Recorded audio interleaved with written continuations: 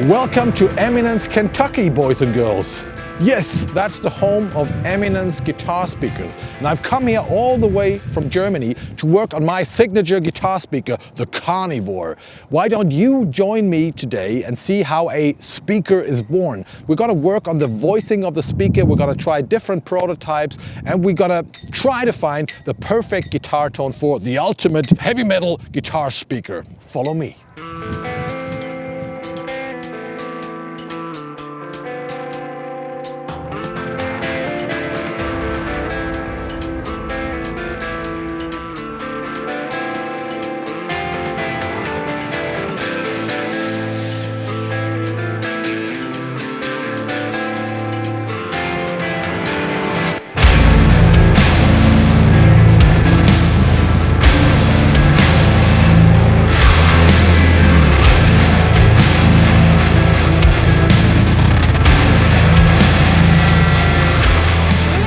That's the man.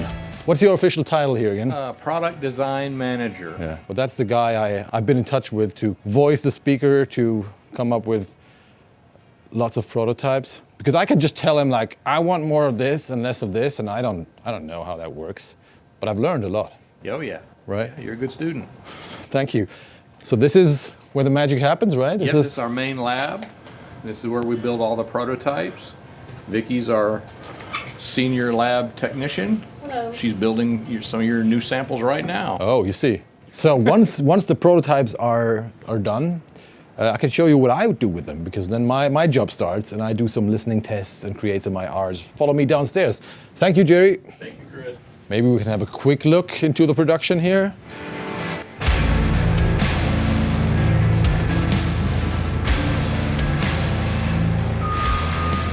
So you see, it's huge, lots of speakers, lots of people, assembly lines over there. And over here, in this vocal booth, this is where I have spent the last 2 days. So welcome to my little office here at Eminence. This is a wonderful place, by the way. It's pretty big, a big factory, lots of offices, lots of people working here, but everybody is so friendly and I'm having a lot of fun here. Let me show you what we are working on. This is the latest prototype of the Karnivore speaker. This is not the final version. It is the final look, but it's not the final version. This is the sample that is going to the NAMM booth, the Eminence NAMM booth, next week. We're still fine-tuning the voicing of the speaker. We have already gone through a whole lot of prototypes, and we have come to a point where I'm really happy, especially with the low end of the speaker. It sounds really ballsy. It sounds a little bit out of control in the low end, which I think is what heavy metal needs.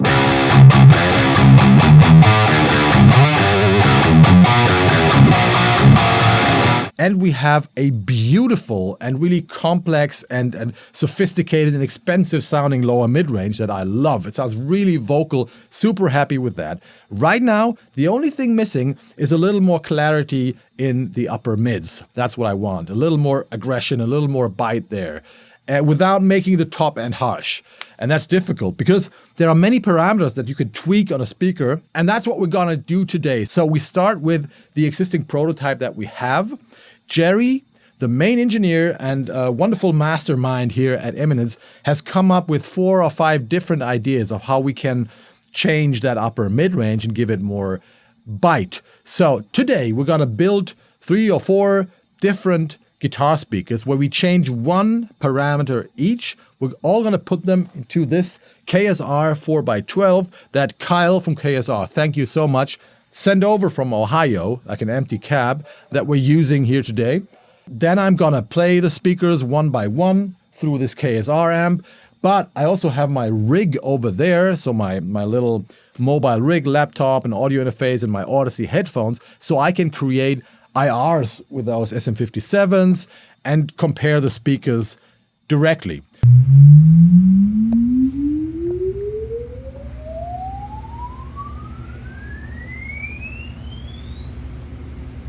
Then I'm going to walk you through each of the new prototypes, show you the differences, and let you know which one I'm hopefully gonna go for.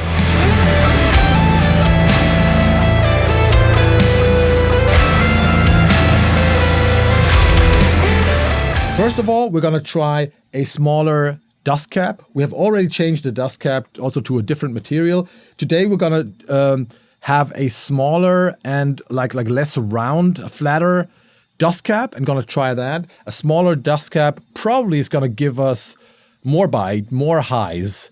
Let's see how it sounds. So that's one thing we're gonna try. The second thing we're gonna do is we're gonna change something on the cone. Usually this cone has a so-called doping. It's an edge treatment where they put some kind of glue, I think, on the edge here to avoid, especially the higher frequencies, from getting reflected back into this direction. And that rounds it off a little bit. So if you leave that out, it gives you more reflections, and that should also make the speaker sound brighter.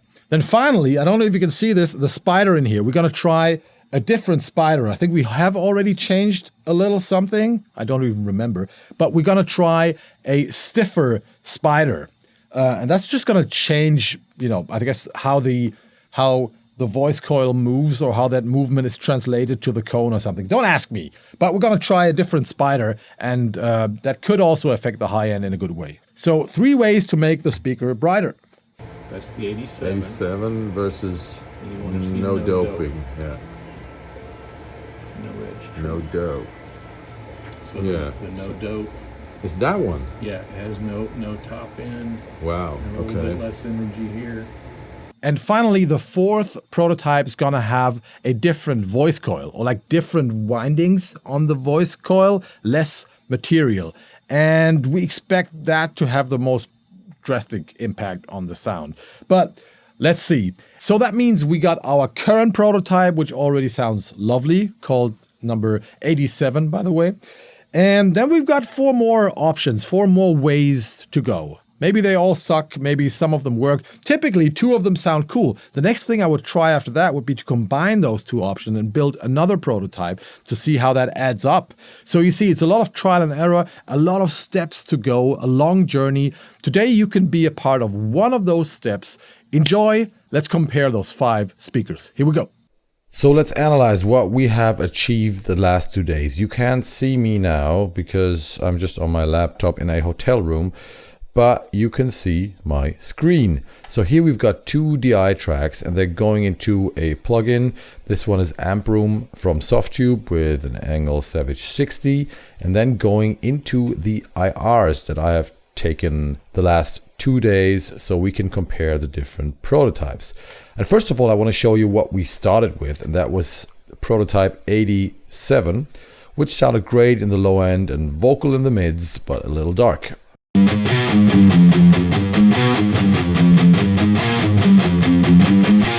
Sounds beefy, but a little muffled. And over here, you can see what we ended up with after 2 days. And I can toggle between them like this.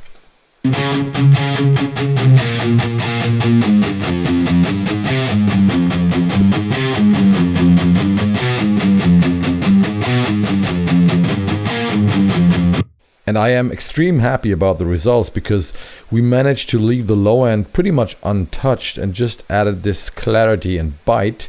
Let's have another listen.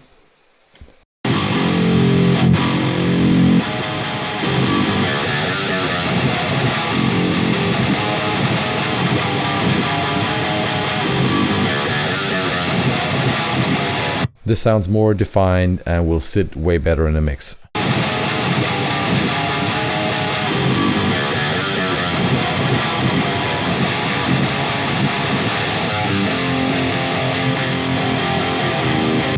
So right now I'm very excited because we achieved exactly what we wanted. Okay, let's have a look at how we got there. So let's go over here because here we can see the original and the 3 prototypes we created on the first day. Why 3 and not 4? Well, because it turned out we didn't have the voice coil we wanted to use. We had it on day 2, which I will show you later.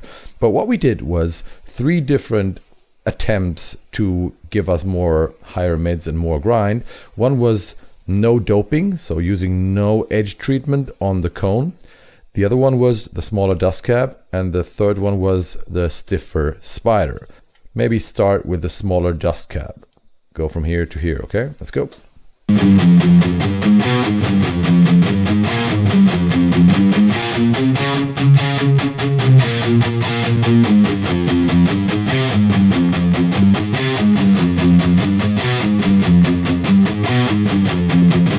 And this was more subtle than I expected, but it was going exactly into the right direction. So the smaller dust cap is, yeah, making the whole sound a little more open. Let's listen to a different riff.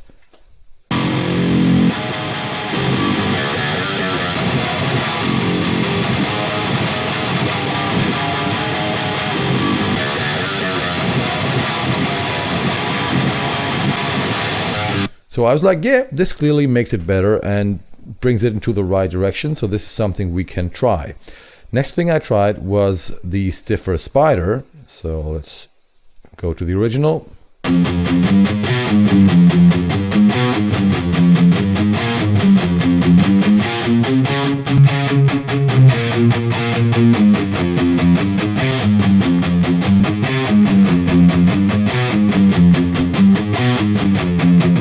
And I wasn't happy about that. It was actually darkening the attack a little bit and making it more mid-rangey compared to the original prototype.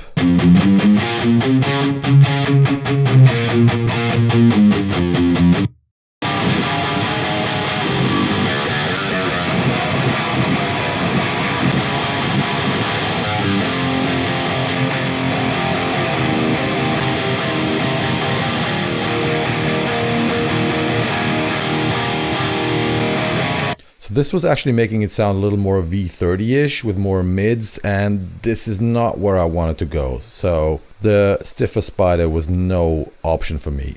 And then we tried no doping on the cone, so no edge treatment.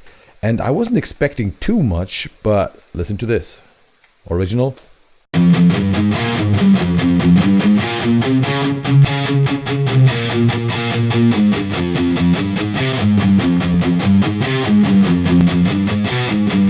And I was like, fuck yeah, this is like adding a tube screamer or something. It really tightens the lows and makes it more aggressive in a cool way.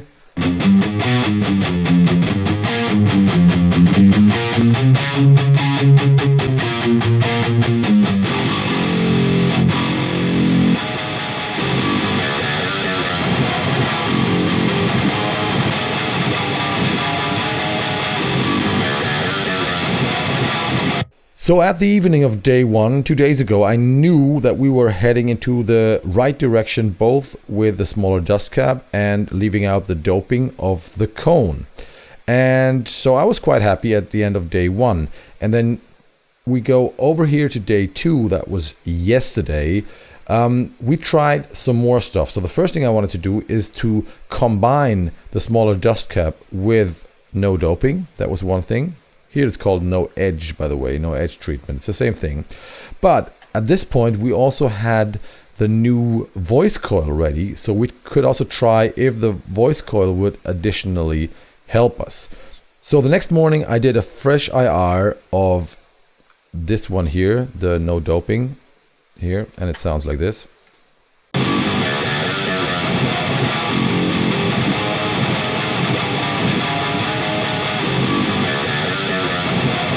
Which again, compared to our original,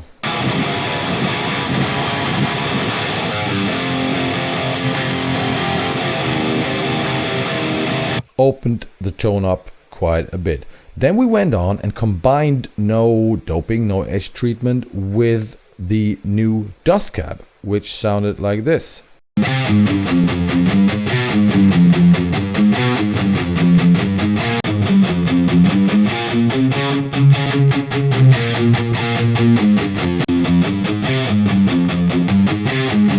And I was like, cool, that's even better. So the combination actually, I don't know, just shifts the right frequencies into the right direction. It's hard to explain. So this is only no doping.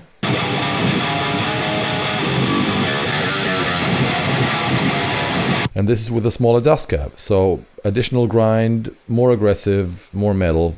I liked it.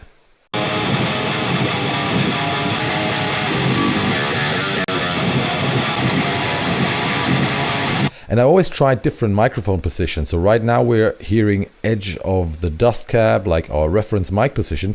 But here we have a darker version just to make sure you can also get a darker sound. So let's switch the same speaker, new dust cap, no edge treatment, to a darker mic position.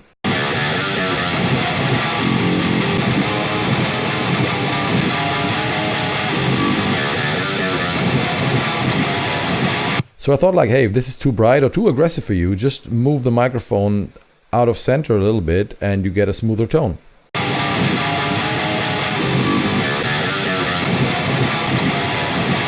And the next thing and final thing we tried, or the final thing I'm going to show you, we actually tried a lot more stuff, but was to change 3 parameters. New dust cap, no doping, no edge treatment, but also the new voice coil that was now available on day 2, okay? So let's go from where we are.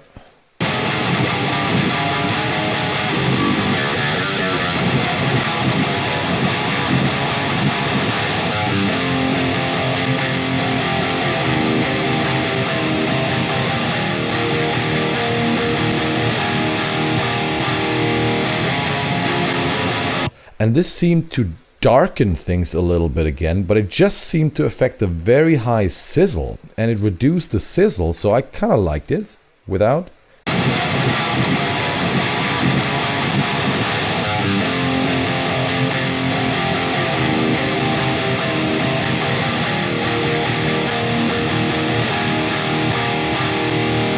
And this kind of made the tone a little more focused, but once again, I tried a different mic position, so you could once again get it darker, like this.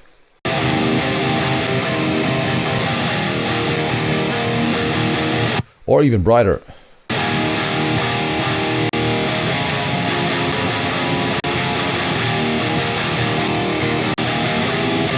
So I thought like, wow, this is a cool combination because you can do a lot depending on where you put your SM57.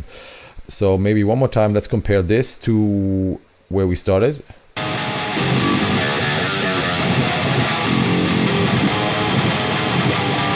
And now you see how muffled this sounds.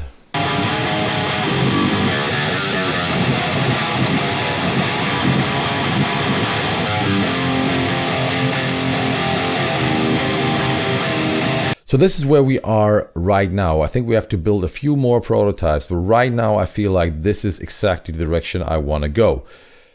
The new voice coil, the new cab, and no doping. That is a great combination because it sounds more aggressive, more metal. It kind of tightens the lows and seems to be very versatile depending on where you put the microphone. So I think that's the way to go, but to make sure we need to build a few more prototypes. All right. That's all I wanted to show you today. And here we are 9 months later in Germany. And here it is, the final Karnivore. And I gotta say, I'm so happy about this speaker.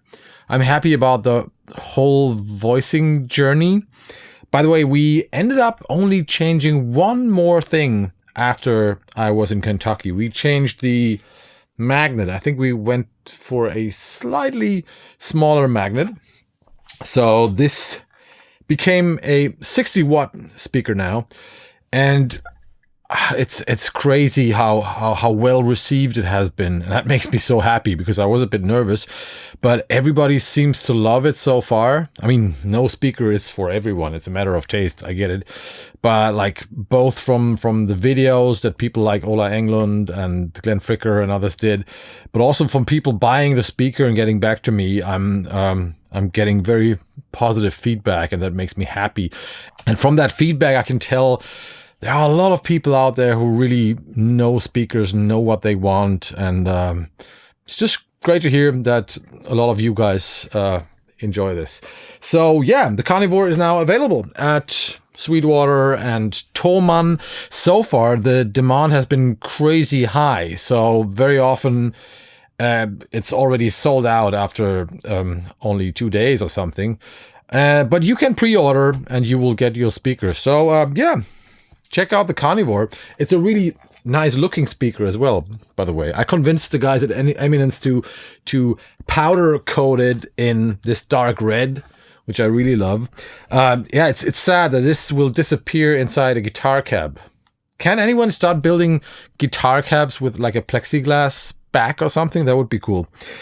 Anyway, what we have here, I think, is a speaker that's not going to irritate you, because it is a British voice speaker that's going to sound familiar, and it's also very easy to record, but it sounds, I think, more modern than a V30. It doesn't have the mid bump. It has a higher mid grind that you have heard. It has a very thick low end, quite a bit thicker than most other speakers, but it's fun to play and it's easy to record. And yeah, I hope you enjoyed this little journey. I hope you will enjoy the Karnivore. There is also a Karnivore IR pack if you're not into real speakers anymore. This one's heavy, by the way. It's a ceramic magnet, really old school. It's heavy.